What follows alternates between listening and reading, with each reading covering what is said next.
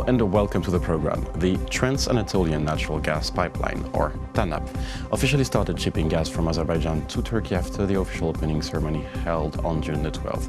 It's a major step in the European Union's efforts to reduce its dependence on Russian gas. Now, to talk more about the geostrategic importance of the pipeline for Ukraine and the world, we're joined in the studio today by Karel Hirman, a member of the Strategic Advisory Group for Support of Ukrainian Reform. Hello, thank you for joining us.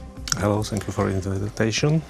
So first, what are the consequences of the construction of this pipeline towards Turk Stream and this other pipeline which is built between Turkey and Russia?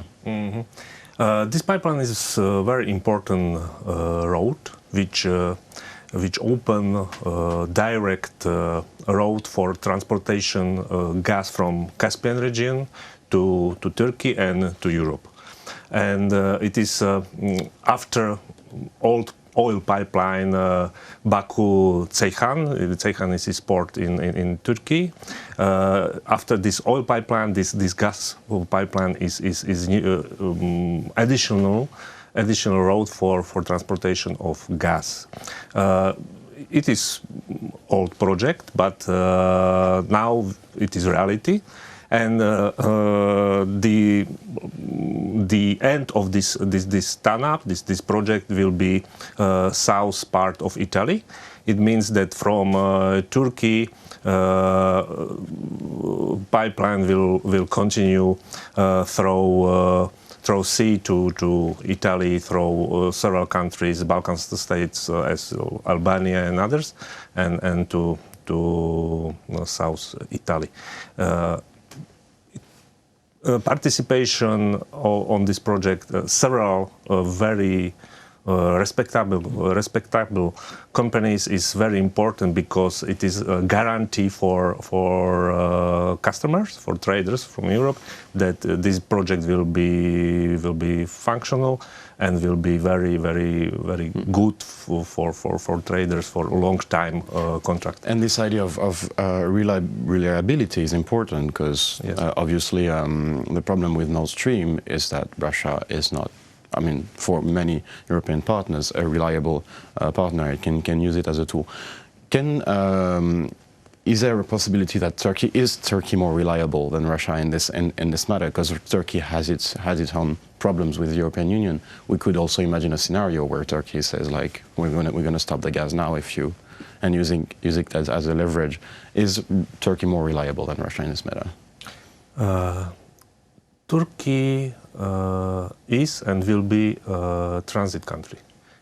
Turkey is not producer of gas, and Turkey is the main customer of this pipeline because for the first period, majority of this gas from Azerbaijan is for Turkish market, not for European market. Only in the second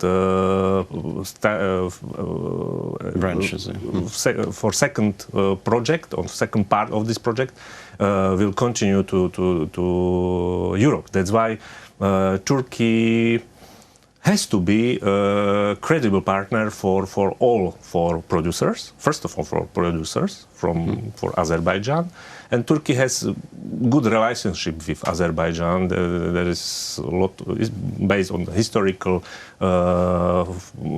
languages. They are very close. That's why for Azerbaijan, Turkey is strategic partner, and for Turkey, Azerbaijan is strategic partner too.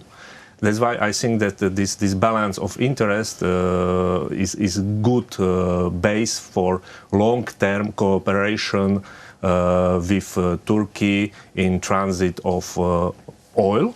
Oil is a good example that this transit of oil and during last 10 and 15 years is without problem. Turkey is very credible partner. It's more stable partner. More stable and without problem. And that's why I think that this scenario we will see on this gas pipeline too.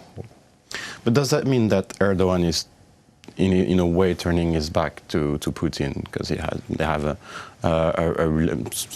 certain people could say that they had a close relation. Does the fact that this TANAP is happening is a way of like turning his back to the Russian president?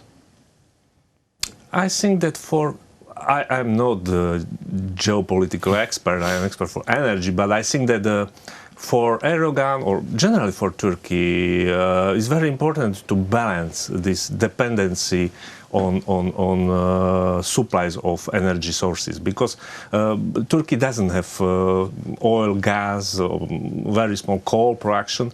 That's why Turkey has to balance this portfolio among several suppliers, and for Ankara, for Turkey, to be fully depends on one supplier, for instance, on Russia, I think it is not a good way, and it's a very sensitive moment for generally for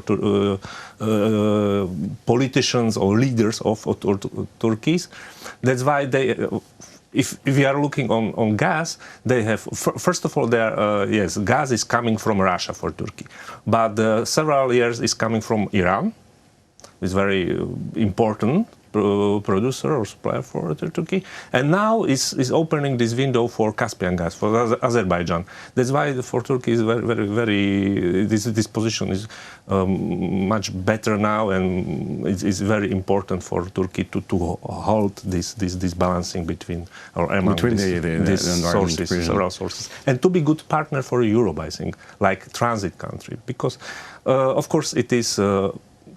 On one side, it is income from transit fee, and on the other side, you have something you are interesting for Europeans. Incredible presence and for others issues too. That I am your partner for transit. For instance, gas from Caspian region. It is a very interesting position for Turkey for the future. Can we imagine, on a long term, that Ukraine potentially could stop depend on Russian gas and go directly and entirely has gas coming from Turkey? Is it a possible scenario? First of all, Ukraine is not depends on Russian gas last 2 years. Import from Russia is zero. First option for Ukraine is domestic production of gas. Ukraine has second or third biggest deposits in the Europe. That's why Ukraine has enough gas to cover domestic consumption thanks to domestic production. And it's not like some dreams. If Ukraine will force on this aspect, next 2-3 years it will be a reality, and Ukraine could be exporter not of gas to, for instance, neighbors country, EU countries like Slovakia or Poland or others, or Hungary. And second option for Ukraine is energy efficiency. It is this two ways: how to increase the domestic production very quickly, and it is really possible, and to decrease consumption, because the consumption of Ukraine of energy sources, including first of all gas, is the highest in the Europe per GDP. That's why these two scenarios, if we are going to implement it, these two scenarios next 2-3 years, we will have absolutely other position of Ukraine in 2021 year, for instance. Of course, diversification of import is interesting for Ukraine too.